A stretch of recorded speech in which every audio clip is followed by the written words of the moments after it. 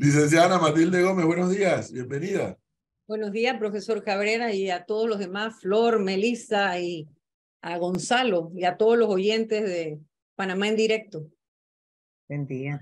Gracias por... Buenos días. Lo primero que le quiero preguntar a Ana Matilde Gómez, quien ya fue diputada, que fue procuradora, fue diputada, aspiró a ser presidenta de la República por la libre postulación. Ha sido más recientemente profesora universitaria. Le voy a hacer una pregunta estrictamente política que se la estoy haciendo, pues estoy procurando hacérsela a todos los miembros de la clase política con partido o sin partido que estamos entrevistando. ¿Cómo analizan a Matilde Gómez? Porque que Lombana esté en la carrera no es noticia, lo sabíamos, él lo dijo. Que Blandón, que Rux y que Álvarez estén trabajando para armar una alianza, no es noticia porque ya lo han dicho los tres. Que el PRD tiene unas primarias y que el vicepresidente Carrizo pareciera que tiene las principales opciones de ganar esa primaria, eso todo el mundo coincide en eso. Pero lo que nadie esperaba era que entrara Martín Torrijos al escenario advirtiendo que lo haría sin el PRD. Con la experiencia acumulada que ya tiene Ana Matilde Gómez en los avatares políticos, ¿cómo reacciona a eso? ¿Cómo lo analiza? Bueno, yo humildemente, porque en realidad creo que hay otros mucho más expertos para poder opinar, lo veo como una incursión mínimamente interesante. Uno se pregunta por qué un expresidente reacciona de repente y sale al ruedo.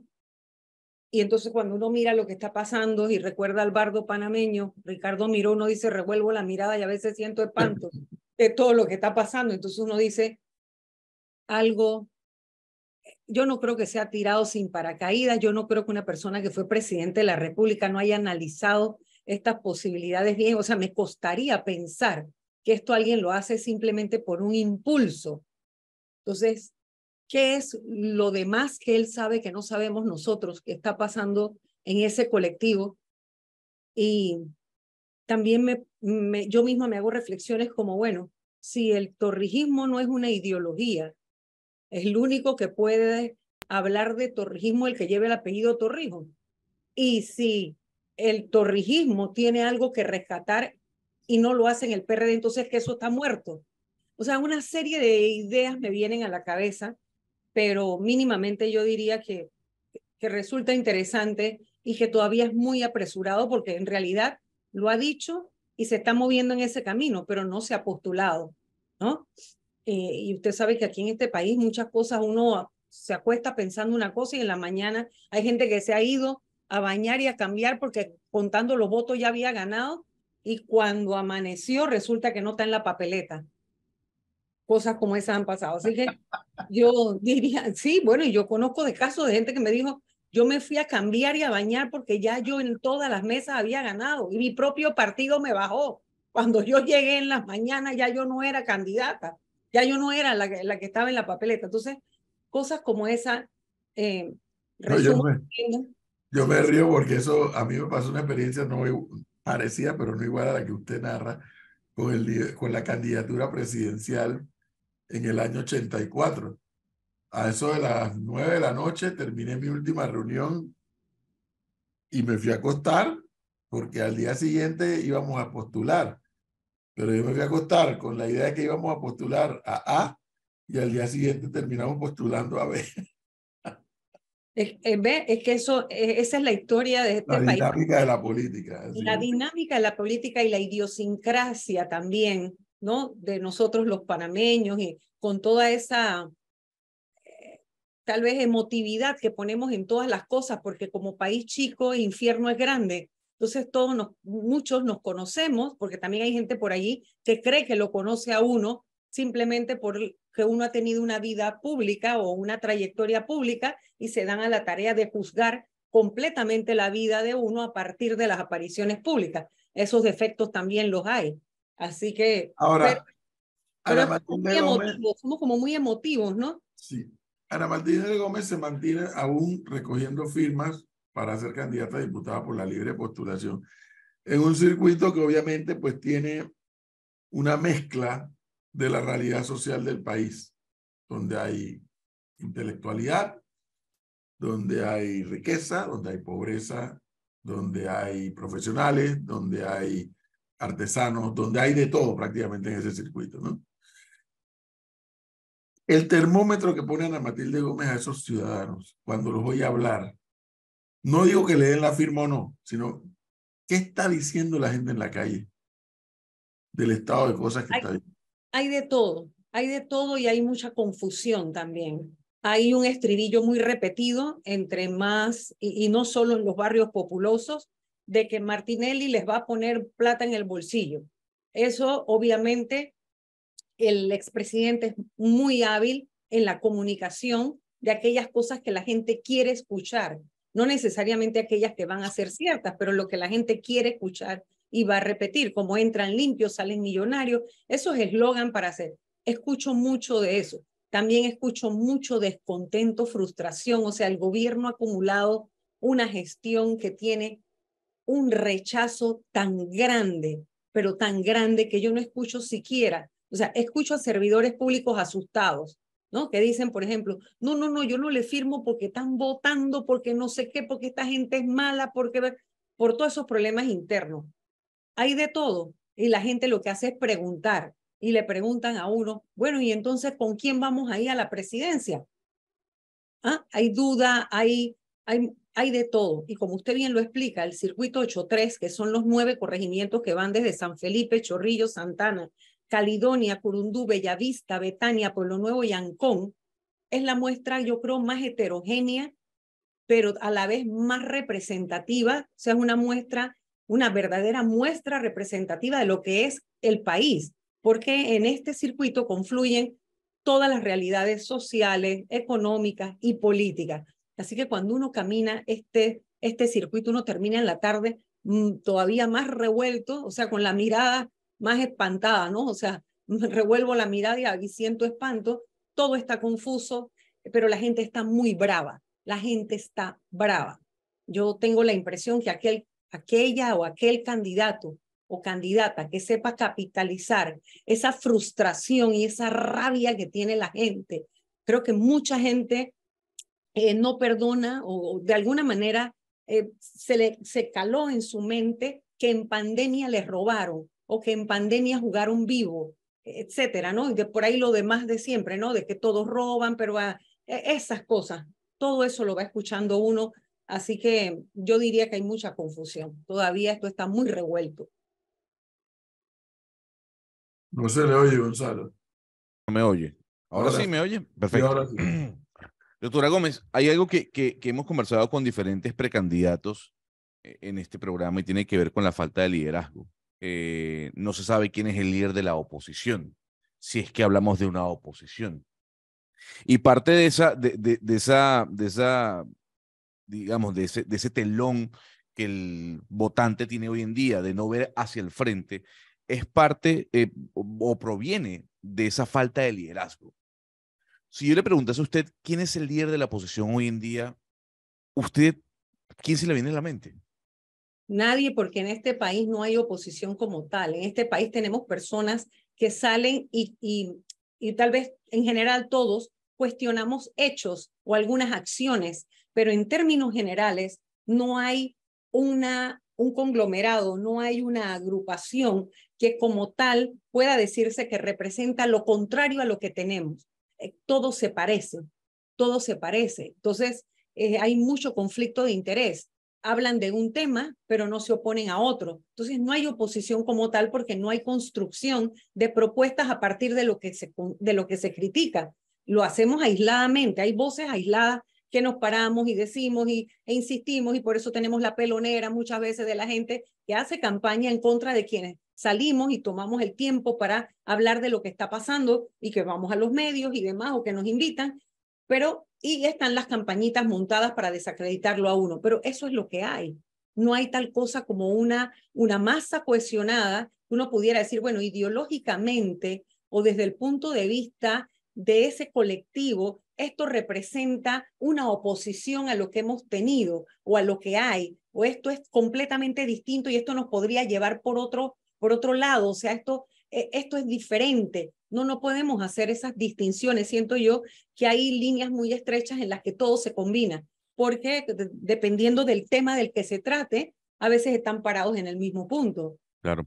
Ahora, yo quisiera preguntarle con miras y discúlpeme que sea tan simplista de referirme únicamente al tema presidencial. Al final, Panamá sigue siendo América Latina en donde la mayoría de países, por no decir todos, somos presidencialistas.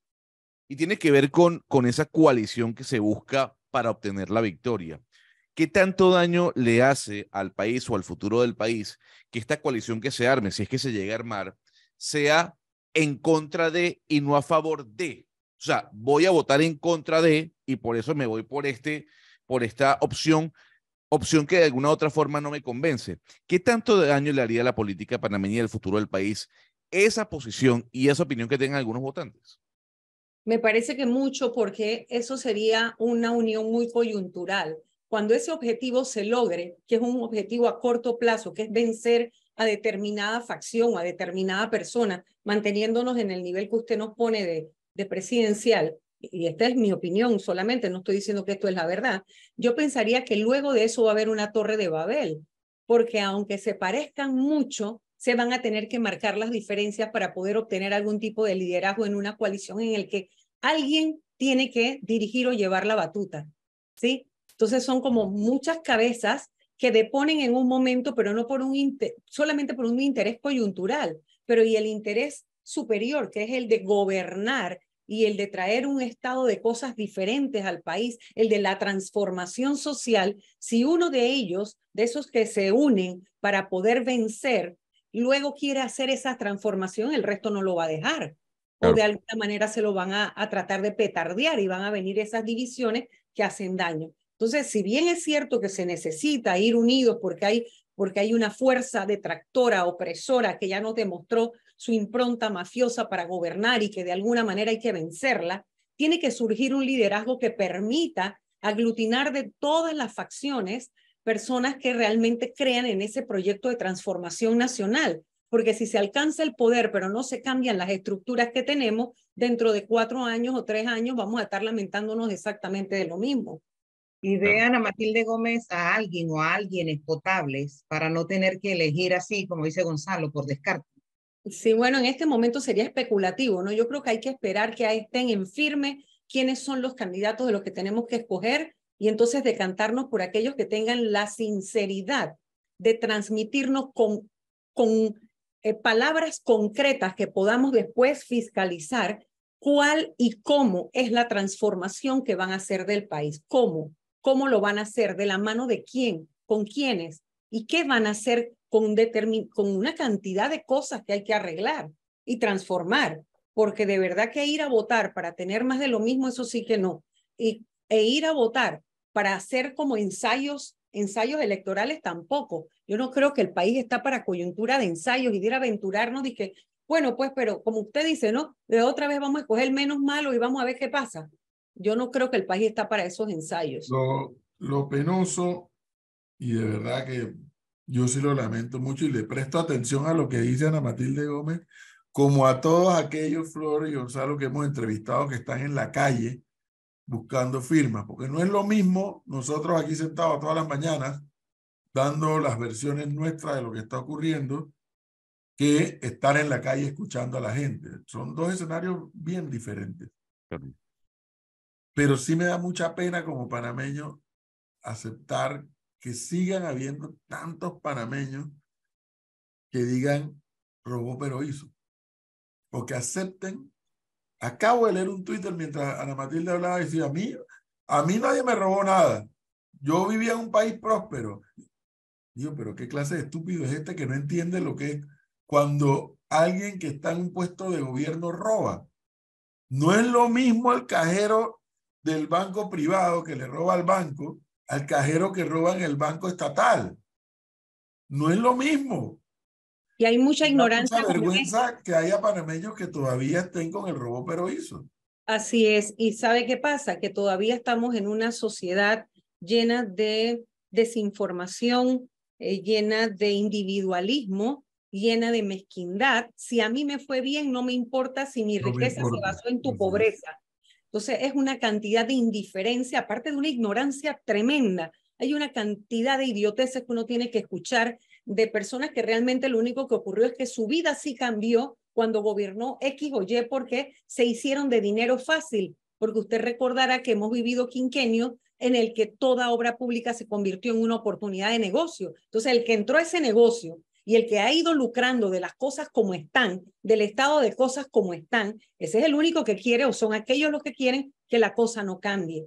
Solamente quieren cambiar al director de la orquesta, pero para seguir tocando la misma música. Entonces, esto de verdad que es triste, ¿no? Ustedes salen a la calle un día y regresan deprimidos. Pero, doctora Gómez, fíjese que hay algo que a mí me preocupa aún más. Y me preocupa no con las elecciones venideras, sino con las elecciones que vienen después, post 2029 y hacia adelante. Porque cuando uno ve la lista de nombres que surgen con miras a estar sentado en el Palacio de las Garzas, uno ve que hay 2 expresidentes, uno ve que hay al menos 3 excandidatos presidenciales que tienen la posibilidad de buscar esa silla. A ver, uno dice, necesitamos generación nueva, un relevo generacional en la política, pero lo que estamos viendo, al menos al comienzo de esta contienda, es que son los mismos nombres. ¿A usted no le preocupa? No. Y permítame, ¿a usted no le preocupa que esa continuidad, nos guste o no, de nombres que ya hemos conocido, que ya han sido parte de la política, desencadenen en estos dioses omnipotentes que vemos en América Latina, salvadores, mesías, como en República Dominicana, como en Chile, como en El Salvador, como en Costa Rica? Bueno, pero yo también haría un balance por el otro lado, Gonzalo, y es que me pregunto, si el país no está para ensayos, experiencia mata tiempo también. O sea, no todo se puede hacer como un borrón y cuenta nueva, porque el origen de los problemas son serios, o sea, son problemas que están en la sociedad panameña desde hace rato y no se puede improvisar las soluciones. Todo no puede ser nuevo. A ver, uno pudiera decir, bueno, que se borre todo y empecemos de cero. Bueno, yo no creo en eso. Yo creo que hay experiencias que son buenas y esa es la que hay que rescatar. Hay formación que es importante. Yo creo también en la formación política de la gente. Y cuando a ti aspira a gobernarte alguien que no tiene formación política, eso para mí es tan peligroso como alguien que ya estuvo y te robó, como alguien que ya estuvo y ya sabes, conoces que tiene una forma mafiosa de gobernar. O sea, hay que hacer como, yo digo que hay que separar las cosas, ¿no? Ni todo. A ver, es que sería como una negación de mi propia experiencia, sería una negación de mi propio ser si yo le digo, bueno, todo ya, el que fue diputado más nunca puede ser. Bueno, pero si hubo experiencias positivas, ¿por qué no las vamos a rescatar? ¿No? O sea que la pregunta que tú me haces también puede entrampar la propia razón de la por qué yo insisto en la política. Claro. Porque yo pretendo volver cuando tengo experiencias positivas de cosas que yo pude lograr y que siento que aprendiendo de los errores, porque nadie se queda igual. Una persona que evoluciona es una persona con capacidad de transformación, porque Claro. no solo te transformas tú mismo, o sea, tú no te quedas estático. La vida te ha ido enseñando y te va moldeando, y quien eras tú hace 5 años, hace 10 años, hace 11 años, no eres la misma persona de ahora. Entonces los golpes te enseñan, y si esa enseñanza ha sido capitalizada por ti mismo en positivo, entonces tú quieres poner eso al servicio de los demás, yo veo ahí un valor. Oiga, ahorita usted es precandidata a diputada, pero ya usted fue diputada de la Asamblea Nacional, usted fue candidata a presidenta de la República. Si aparece así en el panorama un super candidato, un buen candidato, que le digan a Matilde Gómez, yo quiero que tú seas mi vicepresidenta, ¿usted lo aceptaría? Yo creo que esas son respuestas que se dan en el momento. Uno no especula sobre esas ofertas que ahorita están solamente en la mente y en el escenario de la especulación. Ese momento, porque es mentira, yo podría adelantar cualquier respuesta y en el momento que se me presentara, a lo mejor reacciono completamente distinto a lo que digo hoy. Entonces yo ya la experiencia me ha enseñado, porque esas ofertas ya las tuve en el pasado y yo creo que esas son cosas que se atienden en el momento que llegan. Ya Ana Matilde pasó por... Ya, yo pasé por esa ¿Usted parte. estaría dispuesta a meter un presidente preso? Ya pasó Juan. Ah, sí. No, dispuesta no decía. La frase fue, yo necesito un expresidente preso. ¿Usted se atreve o no? Como si eso fuera cuestión de valentía, ¿no? Y no de pruebas, Sí, que fue mi respuesta. exactamente, ya ese capítulo ya no pasó. Sí. Y esa es la experiencia que yo digo que no es descartable. O sea, de alguna manera uno acumula vivencias que son enseñanzas. Y si esas enseñanzas han sido para crecer, bien merecen la pena ponerlas al servicio de los demás. Más temprano, Gonzalo Flor y yo conversábamos con la audiencia de los problemas por los que atraviesa buena parte de Latinoamérica. No por el sistema presidencialista en sí mismo, sino por las instituciones de las instituciones de la democracia, de las instituciones del Estado, débiles. Y en el caso de Panamá ni hablar, un país de institucionalidad muy pobre. Ana Matilde Gómez, con la experiencia que ya le ha tocado vivir incluso a título personal en la vida pública, en cargos del Estado, ¿cree que es rescatable aún la institucionalidad? Sí, con una profunda transformación de las estructuras de poder. Lo que ocurre es que tú no puedes rescatar, a ver, si una persona está muy enferma, y está en una fase que uno podría llamar crítica, a veces tú tienes que tener tratamientos que son como de shock, ¿sí? Tú no puedes irte solamente por lo convencional. Encrucijadas como las que estamos viviendo nos hacen a veces preguntarnos si por las vías tradicionales, de poco a poco, de generación a generación, esto se va a poder resolver. Y hay otras en las que dice, hay que atreverse a tomar decisiones que sean, como que rompan, decisiones que sean fuertes, pero correctas, y hacerlas en el momento que hay que hacerlo, aunque eso te traiga desaprobación popular de los que no van a comprender, pero que se van a beneficiar de que tú tengas la valentía de tomar decisiones que son como de shock, para poder transformar. Hay cosas que hay que cambiar de raíz, ¿no? Entonces, yo pienso que sí es rescatable. Si no lo pensara, no estaría en esto. Pero, a ver, doctora, hay una broma que nos hacemos aquí en el programa entre el profesor y mi persona sobre lo etéreo que puedo ser yo y lo filosófico frente a la política y a la realidad de la política en Panamá. Yo creo que el debate político se tiene que elevar. No se puede quedar en un debate electorero. Se tiene que hablar de ideas, de posiciones. El país tiene que tomar un rumbo económico hacia dónde, más abierto, más cerrado. Al igual que la posición que tiene que tener Panamá a nivel internacional, de un lado, de otro. Y cuando uno conversa con quienes hacen parte de la vida política de la nación, bueno, uno se queda con las ganas de más, ¿no? ¿Cómo podemos elevar el debate? O sea, ¿cómo podemos hacer que quienes nos van a representar en un futuro, en un cargo de elección popular, se unan a este debate filosófico, ideológico, de posiciones que vaya mucho más allá de un simple voto? Bueno, que aparezcan en el escenario actores que puedan retar esa conciencia y esa intención. Si un actor que tiene formación política, tiene una ideología clara, que tiene la capacidad de retar con la narrativa las propuestas oscuras y ocultas de otros, el debate se tiene que elevar.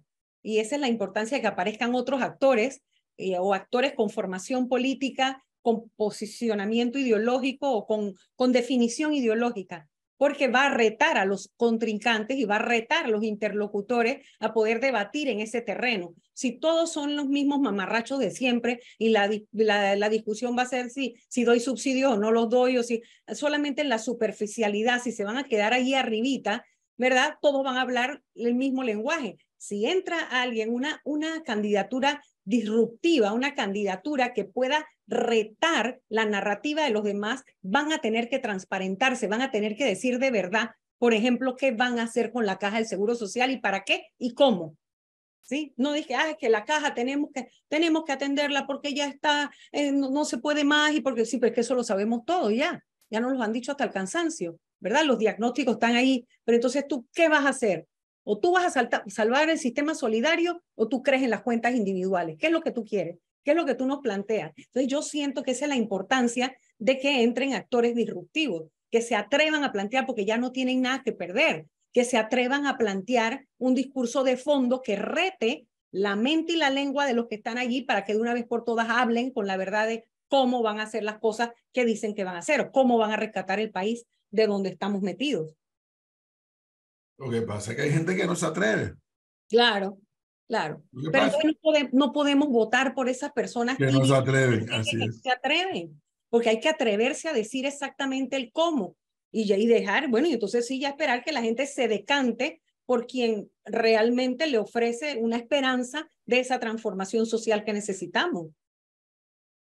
Oiga, y en el plano nuevamente la especulación, y que creo que Ana Matilde Gómez todavía se mantiene entre las 3 primeras firmas, ¿no? Sí, lo cual en firmas no significa nada porque todos hemos estado en el primer lugar, todo un día, o sea, esto es un trabajo de cada día y es un camino muy largo. Faltan todavía 4 meses y aquí nadie puede cantar victoria. Cualquier cosa puede pasar. Y como cualquier cosa puede pasar, quisiera saber, ¿y qué pasa si Ana Matilde Gómez, cuando ya se aproximan los periodos de cierre, ya supongamos que consiguió la firma, entrar entre los 3 primeros de libre postulación, y si algún partido le toca la puerta y dice, oye, te podemos postular? No, eso, mira, otra vez sería el plano de la especulación, ¿no? Y yo Sí. en ese terreno no me gusta estar aventurando respuestas, pero yo esa todavía la veo más difícil que la primera.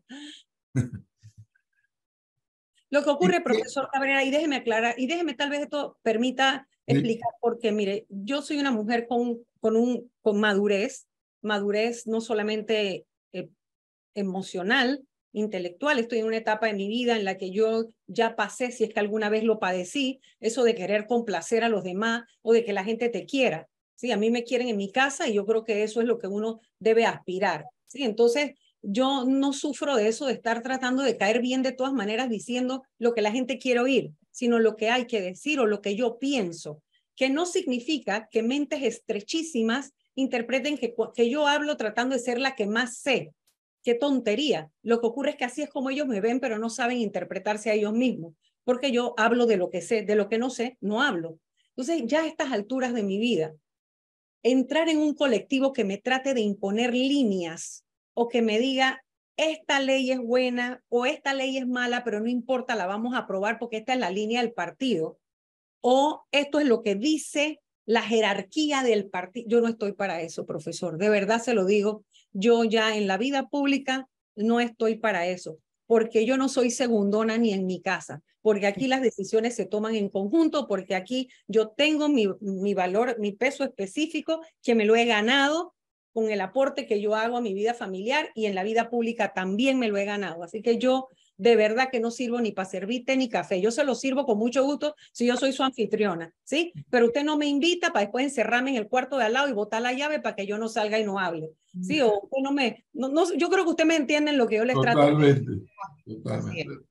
Lo que ocurre es, y eso yo lo vengo diciéndonos ahora, incluso desde la época en que yo era miembro de partido político. Y si hay algo que a mí me queda muy claro, a estas alturas de mi vida lo sigo teniendo claro.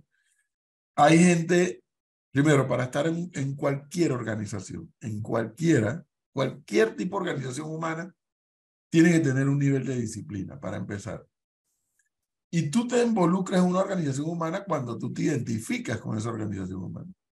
O sea, en el caso de un partido político, pues con un plan de gobierno, con una declaración de principios, con un planteamiento filosófico, ideológico. Pero cuando dejas de identificarte con eso, te tienes que ir. Porque ya tú eres el que está fuera de lugar. La organización va a seguir. Pero por otro lado, la dinámica democrática, y particularmente acá en Panamá, pues a empujones, porque ha sido a empujones, pues ha reconocido y ha aceptado y ha creado legalmente la figura de la libre postulación. Pues hay que recordar que la figura de la libre postulación existe en la Constitución con la reforma del 83 y no es hasta 1 o 2 elecciones anteriores que se le terminó de dar forma, porque el sistema está diseñado para los partidos políticos. Entonces, ¿qué ocurre? La dinámica democrática nos ha dicho, no, espera un momento. Es que así como existen los partidos políticos, el ciudadano que no quiere ser parte de un partido político también tiene derecho a aspirar y a tener todos una vez cumplidos con los requisitos, tener igualdad de condiciones con respecto a los que aspiran en un partido político. Ya, Pero es que antes no era así. Era blanco o negro. Puedes aspirar, pero si no tienes un partido, estás afuera. Sin embargo, no sé por qué sospecho que puede que ocurra, lo mío es una sospecha en el terreno de la especulación, que cuando se vayan acá cerrando los tiempos de postura, primero de la recolección de firmas y por otro lado los tiempos de la postulación de los partidos, no me voy a sorprender que algunos partidos le toquen la puerta a algunos que ya hayan recogido firmas y que ya hayan logrado la postulación y que le ofrezcan la papeleta. Yo por eso hice la pregunta. O sea, no me voy a sorprender que eso ocurra, como también que le ofrezcan la papeleta a aquellos que quedaron de cuarto, quinto, sexto, Que reconociendo también habría que ver porque en los plurinominales no es posible, ¿no? Entonces habría que ver, y van juntos. ajá, Y ir van juntos. la norma. Entonces, pero también, profesor, y esto no significa que una persona que está en la libre postulación, que escoge ese camino para poder participar de la vida política, entendiendo la política como un valor de la democracia, que es como yo lo entiendo, y una forma de participación ciudadana para poder transformar, no significa que uno no sea una persona disciplinada. El simple hecho de poder entrar en este camino, pero haciendo las cosas bien, porque obviamente también hay los infiltrados y hay los que están aquí con las mismas prácticas que dicen que quieren o que cuestionan o que quieren cambiar. De todo eso estamos, este es un camino minado. Sabemos que hay aquí personas que han sido puestas por los propios partidos políticos para quitarle un espacio a aquellos que no han tenido militancia política o que no tienen militancia político-partidista y que desean entrar a la cosa pública o a la política y participar de verdad con buena fe y con profundas convicciones democráticas. Entonces, con todo eso hay que luchar y eso amerita disciplina también para no caer en la trampa de hacer lo mismo que hacen los tramposos. Hay que tener mucha disciplina, mucha capacidad de trabajo, la capacidad de trabajar en equipo. Y como usted decía anteriormente, uno también en el tema de cuándo participar o no en colectivos, no solo es por una invitación, a ti te pueden mandar una invitación muy bonita. El problema es que te invitan a qué y quién. Y tú tienes que también de alguna manera respetar, tener algo de admiración por la figura que lidera el colectivo en el que te invitan o algo, porque mínimamente, porque no pensaría yo, digo, lo demás es como animalito de playa, no vaya para allá porque la corriente lo lleva, venga para acá que la marea lo trajo. O sea, va y viene de acuerdo a la marea. Y así mismo usted ve el transfugismo, porque hay personas que están hoy en un colectivo, mañana en otro, porque no hay diferenciación, no hay una distinción ni en los propios colectivos, ni en esa persona respecto a cuáles son los intereses que la mueven. Sí. Bueno, todavía queda mucha agua por correr debajo. Todavía queda mucha agua. Vamos a ver qué termina pasando. Ana Matilde Gómez, muchísimas gracias por habernos atendido. Muy amable. Gracias a ustedes también. Hasta luego. Buen día a todos. Igualmente. 8